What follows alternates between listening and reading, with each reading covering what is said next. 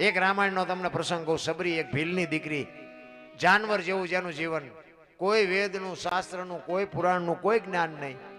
માતંગ ઋષિ જેના ગુરુ મહારાજ, અને સબરીને ભાગીને આવી એના ઘરેથી. લાંબો ઇતિહાસ છે પણ ટૂંકામાં તમને કહું. એ સબરી આવીને ગુરુ મહારાજને 10-12 વર્ષની 8-12 વર્ષની ઉંમર હતી. ગુરુ મહારાજે કીધું કે બેટા એ બેહી જાય, વહેલો મોડો રામ આવશે. આ એક જ શબ્દ પકડીને બેહી ગઈ. હો ભાઈ, અમુક સમય થયો, ગુરુ મહારાજનું શરીર શાંત થઈ ગયું. ગુરુ મહારાજ વિયાઈ ગયા. રોજ આંગણો વાળી સાફસૂફ કરી અને રાહ જોઈને બે હમણાં આવશે હમણાં આવશે હમણાં આવશે. હાજ પડે એ કે આજનો આવ્યો કઈ નહીં કાલે આવશે. બીજે દી ઈનો ઈ પ્રોગ્રામ. હાંજ પડે કે આજનો આવ્યો કઈ નહીં કાલે આવશે. 70-80 વર્ષની ઉંમર થઈ ગઈ. બાપુ ચાંદીના પતરા જેવા વાળ થઈ ગયા માથે, અને વિચાર કરે છે કે રામ કેદી આવશે. હું મારા ગુરુને પૂછવાનું તો ભૂલી ગઈ કે રામે કેવા કપડા પહેર્યા છે, રામ શું વાહન લઈને આવશે, રામ કયા રસ્તેથી આવશે. આવું તો મેં કઈ પૂછ્યું નહીં. રામ નહીં આવે, એ નહીં આવે એમ કે ને તો અંદરથી અવાજ આવે, મારો ગુરુ બોલ્યો એ કોઈ દી ખોટું પડે જ નહીં. જો આનું નામ વિશ્વાસ. અને રામ ને લક્ષ્મણ બાપુ જેથી સીતાજી ની શોધ કરવા માટે નીકળ્યા, અને ઈ મલક આવ્યો ને સબરીની ઝૂંપડી પાસે. પ્રકૃતિ રામનું ભજન કરતી હતી. ઝાડવાના પાંદડામાંથી અવાજ આવતો હતો, રામ રામ રામ. લક્ષ્મણ રામચંદ્ર પરમાત્માને પૂછે છે કે મોટા ભાઈ આ કયો મલક આવ્યો? આ તો પ્રકૃતિ તમારું ભજન કરે છે. ત્યારે રામચંદ્ર પરમાત્મા લક્ષ્મણને કહે છે કે લક્ષ્મણ, હામી ઝૂંપડી રહી ને એમાં એક ભીલની બાઈ મારા નામના જાપ કરે છે, જા જઈને જોતો શું કરે છે. અને શેષ નાગનો અવતાર લક્ષ્મણ બાપુ પરશુરામને પરસો વાળી દે. એ સબરીની ભક્તિ જોઈને ધ્રુજી ગયો ભાઈ લક્ષ્મણ. હા હા હા, એ કે મારા ભાઈના નામ ઉપર એને આખી જિંદગી ઓળ ઘોળ કરી નાખી. નેજવા કરી કરીને જોતી હતી, રોતી હતી, અને હળવી હળવી ગાતી હતી કે મારો રામ કેદી આવશે. અને લક્ષ્મણ બાપુ ધ્રુજે છે ઉભો ઉભો ભાઈ. અને સબરી ગાતી હતી હળવી હળવી, ઠાકર મને તું મેલ માઠેલી,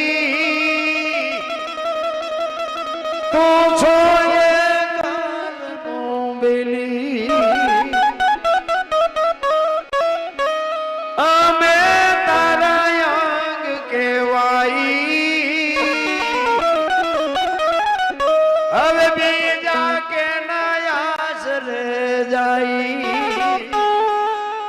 મારા બાપ, અમે તારી વાય આખી જિંદગી ઓળ ઘોળ કરી નાખી. હવે અમારે ક્યાં જવું? અમારી શેલી ઘડિયું ગણાય છે. કાલા ઘેલાય અમે તારા કેવાય જો પીએ તારા આઈ જા.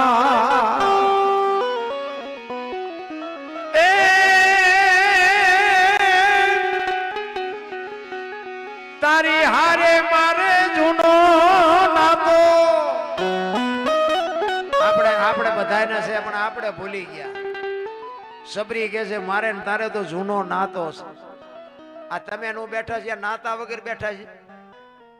એની યારે નાતો છે તઈ તો બેઠા છે, પણ આપણે હાંકડીમાં હોય તે સંભાળવી. એટલે સબરી કે છે તારી હારે મારે જૂનો નાતો, હવે બીજે ક્યાં જાવું બાપ.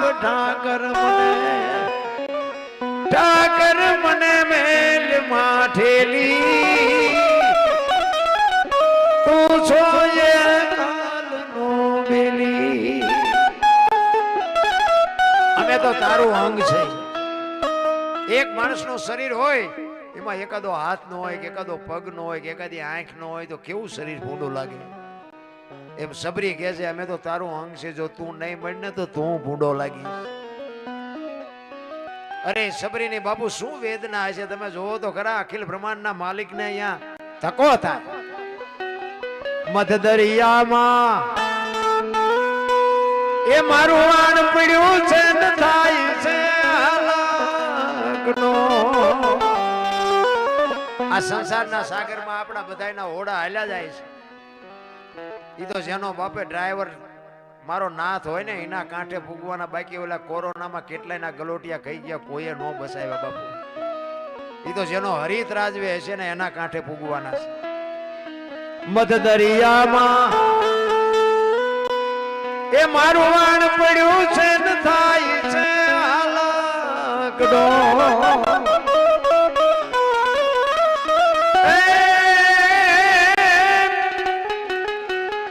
અમારા વાણનો ખારવો બની તું એ ઉતારજે ભાવ પાર.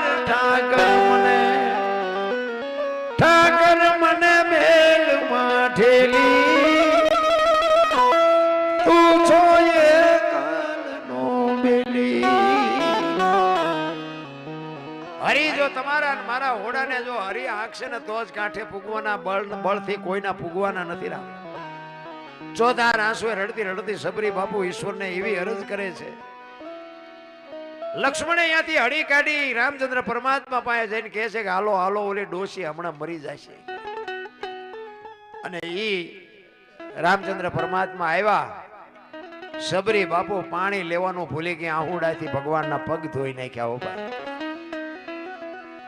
એટલો એને હરખ હતો. રામ આવ્યા એ તો એને હરખ હતો જ, પણ આજ મારા ગુરુ બોલ્યા એ સાચું પડ્યું. બાપુ એનો જે હરખ હતો ને એ તો એને ક્યાં હૈયામાં હમાતો નતો. ગુરુ એને, કારણ કે બાપુ સબરી છે ને, રામચંદ્ર પરમાત્મા 14 વર્ષ પૂરા કરીને પછી અયોધ્યામાં ગયા ને, બે ભાઈ બેઠા હતા, રામજી અને લક્ષ્મણજી. એટલે રામચંદ્ર પરમાત્માએ લક્ષ્મણને એકવાર પ્રશ્ન કર્યો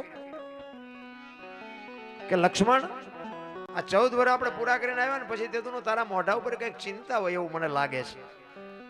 શું કઈ છે? આમ કઈ પ્રશ્ન છે તને? કઈ હોય તો કે. એમ કે ના એવું કઈ નથી, પણ મને કે મેં તને નાનેથી મોટો કર્યો, તારું મોઢાનું આખી શકલ ફરી ગઈ છે.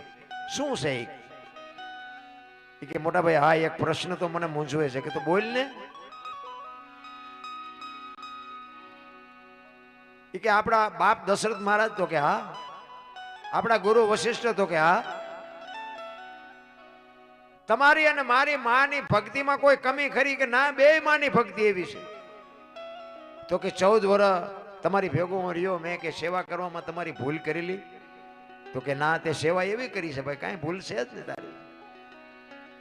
ત્યારે રામચંદ્ર પરમાત્માને લક્ષ્મણ કહે છે મોટા ભાઈ, તમારા મારા બાપ એક હોય, તમારા મારા ગુરુ મહારાજ એક હોય, તમારા અને મારી માની ભક્તિમાં કોઈ કમી ન હોય તો હું તમને ઈ પૂછું છું કે લંકાના પટાંગણમાં રામ રાવણનું જ્યારે યુદ્ધ થયું, રાવણના વરસાદ જેટલા બાણ વરતા હતા, તમને એક નહોતું અડતું, ને એના છોકરાએ મેઘનાથે એક બાણ મને માર્યું, મને મૂર્છિત કરી નાખ્યો. અહીંયા અમારે કેવું ફળ ભોગવવું પડ્યું? બે જો હરખા હોય તો અમારે આ ભોગવવું શું કામ પડે?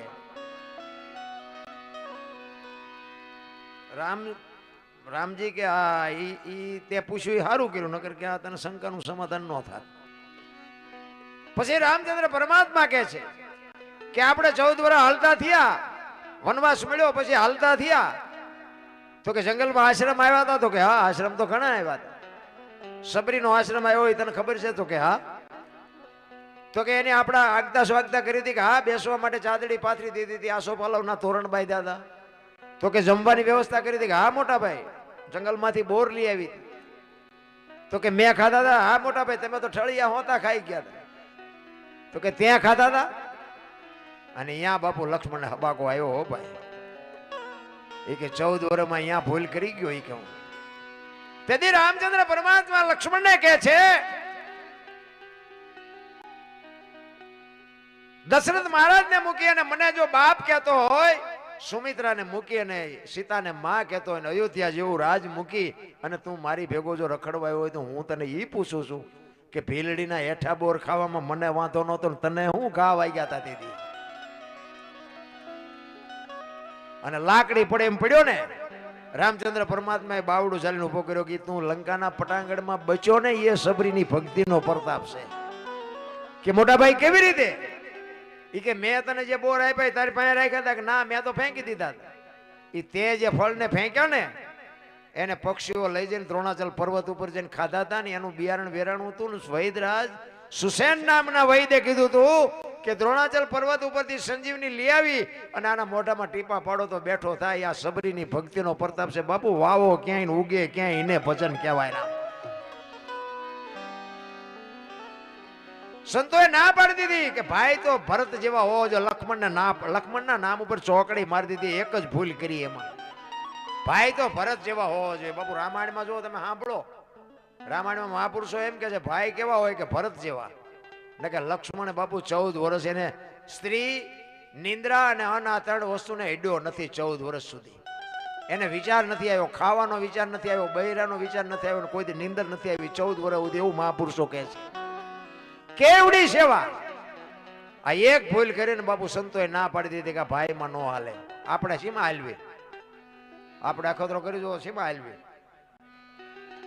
અરે રામાયણ તો રામાયણ છે. રામ હા આ તમે ઓલું આવે ને કે રામચંદ્ર પરમાત્મા કે હોનાનું હણિયું મારવા ગયા હતા. હોનાના હણિયા હોય તમને કેમ લાગે? અત્યારે આવ્યો હોય આપણે અત્યારે બધા એમ કહે કે હોનાના ધણિયા નહીં હતા હોય. તો અત્યારે આપણને ખબર પડે, રામને નહીં ખબર પડી હોય. રામ ગાંડા હતા. પણ એ રામાયણ એ બતાવે છે કે જે મોહની વાંહે દોડે ને એનું વાંહે ઘરમાં પતન જ થાય. બાપુ એ હણિયા વાંહે ન ગયા હોત તો સીતાજીનું હરણ ન થાય. જે મોહ વાંહે બાપુ પડ્યા છે ને એનું વાંહે પતન જ થયું છે. રામાયણ છે ને સે કાંઈક સુધી દુનિયા ચિતરી નાખી સુધી. રામાયણ તો રામાયણ છે. પેલા તમે વિચાર તો કરો, રામચંદ્ર પરમાત્માને વનવાસ મળ્યો ને રામ એમ નથી કીધું કે મેં શું અયોધ્યાનો ગુનો કર્યો છે. બાપુ આને રઘુકુળ કહેવાય.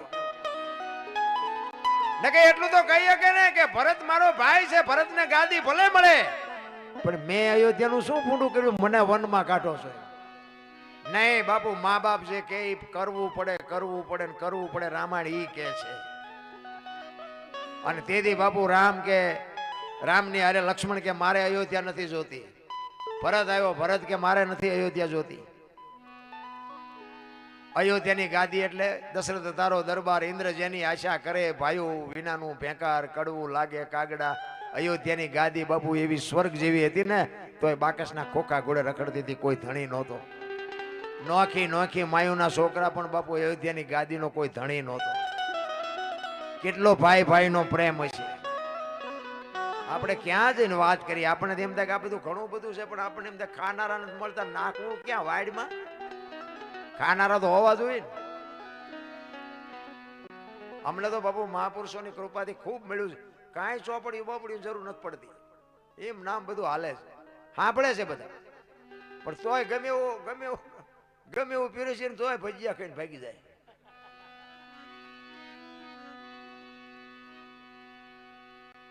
એટલે આમાં કેવું છે, ઘણા નથી કહેતા ગંગાજીમાં નાઈ લઈએ એટલે કે પાપ બળી જાય. તો અહીંયા ગંગાના કાંઠે રહેતા છે, રોજની ધૂપકા દેતા હોય, એમ પાપ બળી જાય. એ બધી મનાવવાની વાતો છે. એના માટે બાપુ સમર્પણ જોવે, સમર્પણ ત્યાગ જોવે. ત્યાગ વિના બાપુ કાંઈ છે નહીં. કાંઈક તમારા અંદરથી છૂટે ને એની જ મજા છે. બાકી બધી વાતો ખોટી છે.